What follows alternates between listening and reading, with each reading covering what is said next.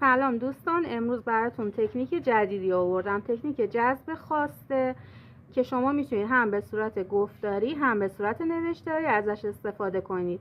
خواسته فرد، ثروت، عشق، سلامتی، کار، درآمد، فرزند و غیره میتونه باشه.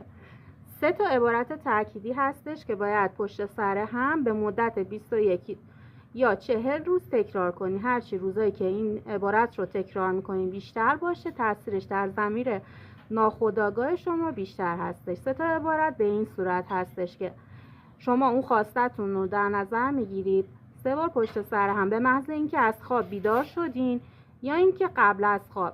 بهترین موقع برای گفتن این عبارت هستش: 1. من آمادگی دریافت نقطه چین را دارم. خواستتون توی نقطه چین می نویسین 3 مرتبه یا میگیدش.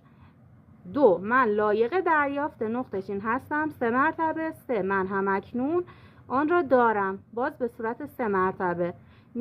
میتونید هم قبل از خواب این عبارت ها رو بنویسین یا اینکه صبح بلافاصله بعد از بیداری اونا رو تکرارشون کنین. نکته مهم اینه که احساس و ایمان قلبی شما این تکرار این عبارت ها بسیار مهمه.